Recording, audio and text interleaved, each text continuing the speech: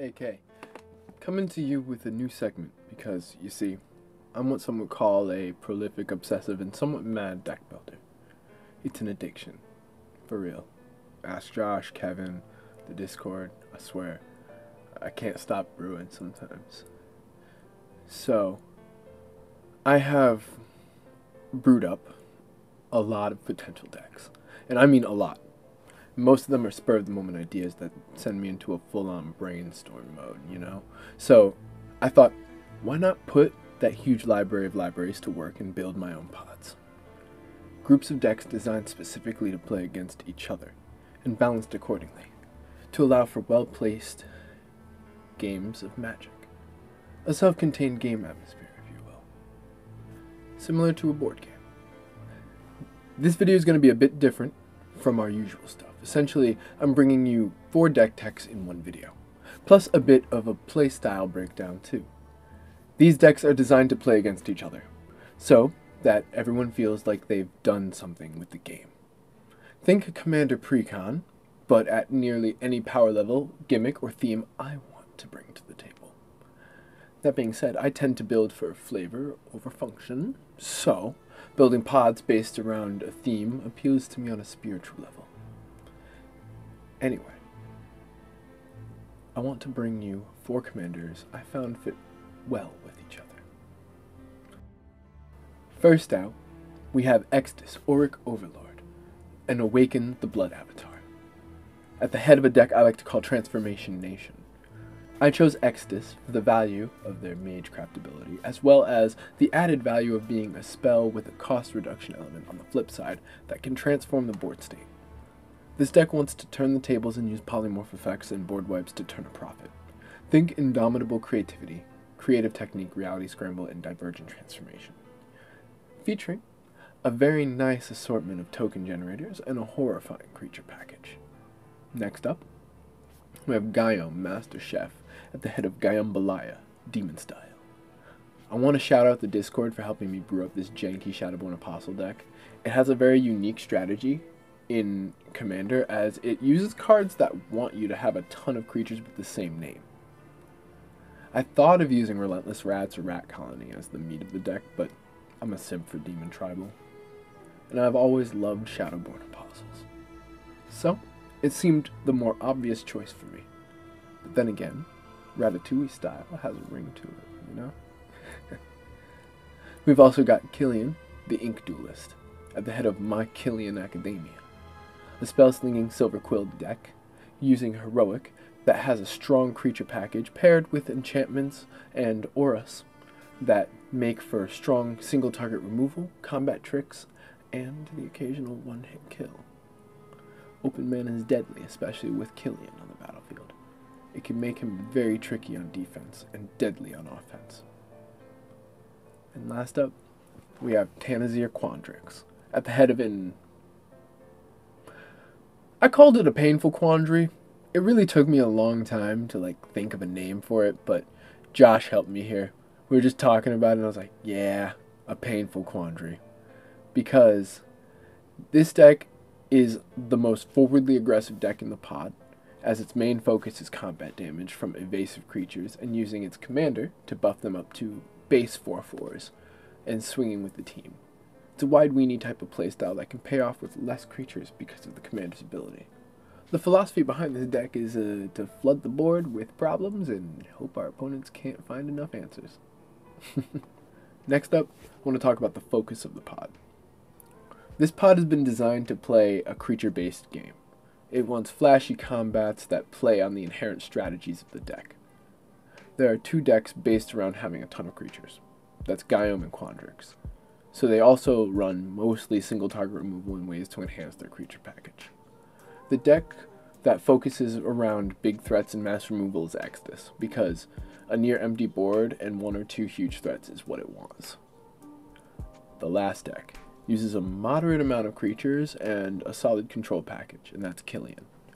The dynamic between the decks creates an ebb and flow for the game, so I expect games to run anywhere from 30 minutes to an hour depending on an optimized play experience. The idea behind the pod is to have an interactive yet exciting game that rewards being cheeky and playing into and around the other unique builds. So, let's get to the decks. I want to hit on what they are about, and how to tackle each stage of the game with the deck strategy, early, mid, and end. I'm going to leave a timestamp here, and in the description down below, for the remaining sections, so you can skip to that if it interests you. So, without further ado, let's begin. Extus, Auric Overlord, at the head of Transformation Nation. If ever, oh ever, a villain there was for this pod, it would be this deck. It has an army of token fodder minions that it uses with aristocratic glee to polymorph out a busted creature, while using board wipes and cheeky removal to keep the table on their toes. We want to surprise our opponents with spells like Transmogrify, Reality Scramble, Indomitable Creativity, and Divergent Transformation. The early game is all about getting mana from low-costed rocks, setting up token generators, and trying to stall for time and mana. The game for this deck gets easier and easier the more time you can pull out of your ass. It wants to make it to the mid to late game, so if you see somebody popping off in this stage, show them what Mardu does best. You know? Remove the problem. Then, once you have the mana to use them, cast spells like Indomitable Creativity and Divergent Transformation to turn tokens into terrors. That I will get to later. This deck can run any style of polymorph package you want, but I'll explain mine later. An optimal opening hand for us should have at least 2 lands, a mana dork and a token generator, as well as an interaction of some kind or a polymorph effect. The mid game is where we show off our removal and control package. Single target and partial board wipes are bread and butter for us. We have cards like Cataclysm, Tragic Arrogance, Crackling Doom, and Anguished Unmaking. And a new card, Blot Out the Sky, which is pretty good against artifacts, enchantments, and planeswalkers. We also have some trickier interaction too, like Chef's Kiss, Tybalt's Trickery, and Chaos Warp to stay unpredictable. As for token generation, we run mostly permanents that can make multiple tokens over time, like Retrofit Foundry, Bitter Blossom, and Dreadhorde Invasion, as well as lands like Springjack Pasture, Castle Ardenvale, Kirkkeep, and Kieldurin Outpost? I don't know how to say it, but basically they let us have options for tokens for defense and polymorph fodder. You want to be generating tokens or treasures while maintaining a solid defense with interaction. I also run Duretti, Ingenious Iconoclast, because of that exact reason. His plus ability makes dudes and his minus ability gets rid of stuff. I love that. Now, endgame. Let's talk about the creature package. My list was chosen based on if I would be happy seeing it at any stage in the game. So, we have some classics, like Hellkite Tyrant, and It That Betrays. But we also have some of my own favorites, like Turgid. Lantern, Side of Her, which is also really good in this deck, like that's just a bonus. Sire of Insanity, Cataclysmic Gearhulk, and Kelton Firebombers. These all wrest control of the board in some way or another by throwing it either into chaos or more into order on my side. We also have Dockside Extortionist and Seasoned Pyromancer to make tokens for value and forward momentum. The last 2 creatures I chose are Anger and Fireflux Squad, as a Haste Enabler and a Polymorph are amazing, respectively. I also want to mention Hunmer Garrison and Hunmer Battlements. They're both in this deck because Hunmer Battlements gives haste, and Hunmer Garrison makes tokens. So, together, they just make for the chance that I might get the meld off of a polymorph trigger. And I also run a bit of reanimation, because Dread Return, Reanimate, and Whip of Erebos are great at stemming the bleeding and getting big creatures back. You want to hold on to those till the end game, try to polymorph and use your tokens and Extus as much as possible. Next up, we have Gyombolaya, Demon Style. Gyome, master chef at the head of an aristocratic deck, themed around a chef in his kitchen. The Shadowborn Apostles are the cooks, and the demons are the critics, the menu being absolutely anything we can cook up, with 20 of the same creatures and some spice. We want to churn out value, to tutor for demons, and we want to use cards that reference having creatures with the same name, such as Desperate Research, Secret Salvage, Echoing Return, Nantuko Shrine, and Blood Bond March, to accrue a ton of value. These apostles can re-establish a board state after a wipe, or even get you a demon out of your library. All amazing. This deck is mostly black, but splash screen. The early game is all about amassing apostles for the kitchen. Ramping isn't the most important thing, because you will be able to play apostles easily throughout the game, and they will be readily available because there's about 20 of them. We also have cards like Songs of the Damned, Culling the Weak, Culling Ritual, Dark Ritual, and Cabal Ritual to push forward on both mana and playing apostles, or even to cheat out a demon a bit ahead of curve. There is also a selection of fine cutlery available, like Blade of Selves, Sword of the Animist, and Heirloom Blade, giving you options for offense with your army of cleric cooks from Hell's Kitchen, and keeping them useful when you don't have enough to tutor. The mid-game is where the apostles need to start gaining value for us, whether alive, dying, or dead. We use them to cast spells like Court of Calling, Songs of the Damned, and even cast things like Eldritch Evolution. The demons make or break the game for us here. They can range from Dream Devourer, giving us the ability to pocket a snack pack for later, Doom Whisperer, letting us dig for better cards and more answers, or Villas, making all that blood, sweat, and tears thrown into the stew worth something. Varagoth and Razaketh can also keep the game rolling pretty well. And one of my favorites is Nightmare Shepherd, which lets you keep leftovers by bringing back copies of apostles or other demons. There isn't a lot of removal in this deck because the focus is more on building an amazing board state rather than dealing with somebody else directly. But we do have Witherbloom Command, Assassin's Trophy, and Abrupt Decay, just in case. We meet that one thing that's bad for business, you know? And then we also run some card advantage engines like Sylvan Library and Cream of the Crop. Now, the endgame. This is where the deck gets spicy with its combos. Villas is basically our secret sous chef of the deck, as a lot of what we do moves us forward, like Crick, Son of Yawgmoth, Bolas of Citadel, Doom Whisperer, Razaketh. Like, they lose us life, but get us amazing effects. The spiciest card is Carnival of Souls. One, because it lets us pinwheel apostles, but gives us a black mana at the cost of 1 life every time a creature enters the battlefield flat out. Now, it doesn't hurt that Villas and this card plus my apostles makes for some pretty epic turns if you can pull it off. Now, Gyome helps in terms of not dying to all of these life loss effects in the deck, but you have to play a lot of creatures. He triggers every end step, so it's worth it. This deck can get really greedy, like throw too much spice in there and you can ruin a dish. So, yeah, watch out for that. But you do have good endgames. Cards like Blightmound, Crick, and Gate to the Afterlife can keep you going till you get to those endgames. But we also have Finale of Devastation, which allows us to beat face at everyone pretty solidly, and Lord of the Void, which, yeah, taking someone's creatures is like the cherry on top of the game for me. Next up is my Killian Academia. Killian Ink Duelist at the head of this heroic deck. This deck is inspired by, of course, My Hero Academia. You know, it's kind of right there.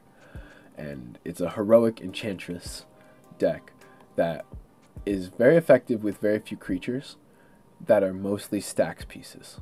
And then it uses enchantments to edge out more value with a lot of single target removal because it's super cheap. Now, this deck is easily the one that should not be allowed to connect to hit with Commander, because it has the only one-shot kill on the pod, with Hatred. This can happen as early as turn 3. It's a wild card in the pod in that it has enough removal to deal with any problem, but also likes to be the problem against other creature-based strategies. Early game should really consist of placing solid creatures into the board and holding up interaction. Play Killian as early as possible to ensure cheap interaction, but you also want to make sure when you cast Killian to have additional mana up, just in case instant speed response is required, you know?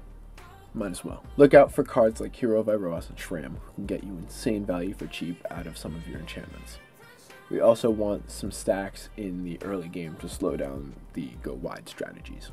We run Blind Obedience, Esper Sentinel, Containment Priest, Grand Abolisher, Thalia, Heretic Cathar, and Spirit of the Labyrinth. Alms Collect is also really nice against Wheels, which can hurt this deck pretty badly. Our mid game is where the deck shines. Once 5 to 6 mana is on your board, you can either sit and wait to mess with the board state with single target removal, or begin using auras that give evasion and protection to your creatures. Move forward for advantage. This deck is flexible. That's its greatest asset, as we have token generators like Brimaz and Monastery Mentor, as well as Archon of Sun's Grace to build an army for offense or defense.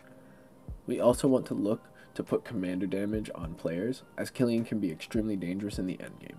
Most of our auras are evasive in nature, or at least adds survivability onto our creature. I'm talking Armored Ascension, Holy Mantle, Spectral Ward, Spirit Mantle. All of these make very strong, hard to kill creatures. The endgame is to outvalue our opponents. Enchantment effects like Constellation and Heroic triggers are what we are looking to abuse. We have cards like Ashiok's Adept and Agent of Fate, which make players discard a card and sacrifice a creature every time they're targeted with a spell. Enchantress effects that get value from enchantments are abundant. We have Core Spirit Dancer, Umbra Mystic, Halvar, and Danitha, who all make for strong targets for our evasive protections and recurring aura package. We have cards like Conviction, Sunclasps, and Demonic Embrace. We can cast enchantments multiple times in a turn, allowing for a ton of value from a minimal amount of cards. That's the secret. This deck is a generically solid removal package for cheap, but also can recur enchantments to be reused over and over again like Cage of Hands. You can also use cards like Eldrazi Conscription at a huge discount in comparison to its base cost. And Killian can really end games. Last up, a Painful Quandary, with Tanazir Quandrix on top. This is the most aggressive presence on the board state. It wants to assert its will on the table with unblockable creatures that can be later buffed with Quandrix himself. The early game consists of assembling creatures and pushing the offensive.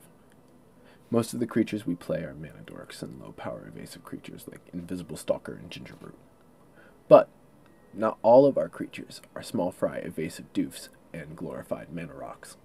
We also run creatures that can be detrimental to a well-laid plan, such as Kira the Great Glass Spinner, Deathgorge Scavenger, Arasta of the Endless Web, and Mana Gorger Hydra, who are all high-value threats on their own right. The mid-game is all about maintaining board presence, trying to avoid board wipes using cards like Veil of Summer and Heroic Intervention, while searching for a way to win the game using cards like Sword of Fire and Ice, Smuggler's Copter, and Bident of Thassa to leverage card advantage from unblockable doofs.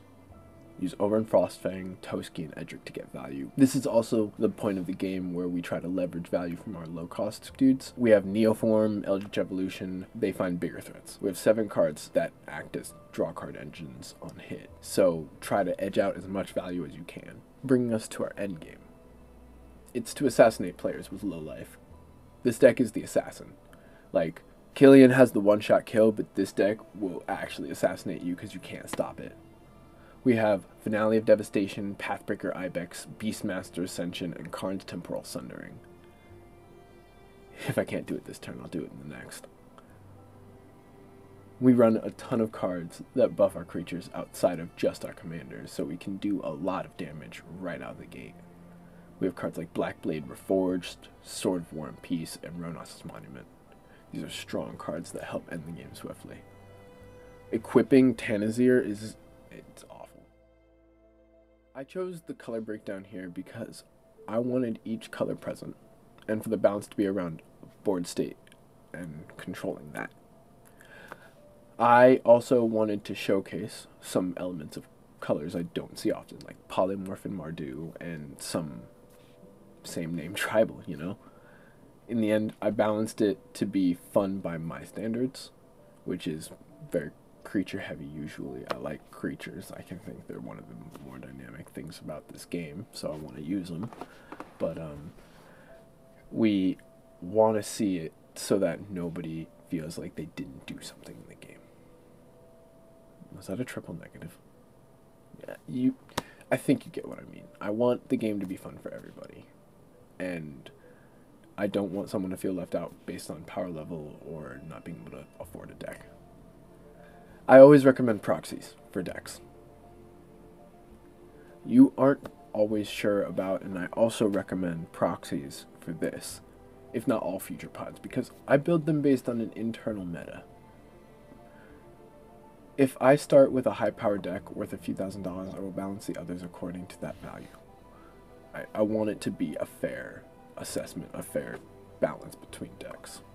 As fair as it can be, you know. They have to all be good at their own things and weak to their own things. But price-wise, I will give them an average amount that I want them to be around. And a lot of times, that's just lands, you know? Like, if you want to have a solid land base. I also want to talk about how I just love the idea of having these pods around to just carry in your car in a fat pack box. And you can always have an EDH deck on you. There are a couple of staple cards, you know, Command Tower, Nykthos, Opal Palace. Those show up in 2 or more decks each. These decks are mostly baselines and can be upgraded and changed however you like, especially if you already have some of the cards to build these decks, you know? Why not? But, damn. This ran a little longer than I was expecting, but, you know, I'm trying to make a little more long-form content, easy listening. Tune in while you're doing stuff. You don't really have to see everything. You can go back and see it later if you really are interested. But I really want to thank everybody for listening to me ramble about my many, many decks. So, I really do want to keep doing these, and I want to make more pod deck techs, I guess, is how these are kind of coming out. And I want to hear your opinions on the decks, for real. That's one of the reasons I made these, is because I want to hear what you guys have to say, how you would tweak the pod yourself, what cards you would add, what cards you would take out, maybe another way the strategy of a deck could be better. Like, what do you have on your mind? I want to hear it. And maybe I'll have another pod god ready for you later on, you know? I have an idea for a superhero themed pod, or maybe even I don't know, an animal-themed pod. God pod, even. Thanks for sticking around for our janky flair, you know? Links to the decks will be in the description. I'd love to hear from y'all. Like it, hate it, got any suggestions, slap them down there. Also, I think you should check out our 0 to 100. It has our homeboy, Jason Korn, learning how to play CEDH in 1 day. It's cut up into 3 episodes. That's season 1. And it is really ambitious, and everybody worked real hard on it. We coached him through the day, played some games. It was dope. We're also on Instagram, TikTok, and Twitter, so hit us up. Thanks again for sticking with me this far into the video. If you want, and you really like our stuff, please join the Discord. We love talking to people. And Patreon if you really want to support us and help let us bring better content to you. Now, remember, untap, upkeep, drink. Adios, my friends.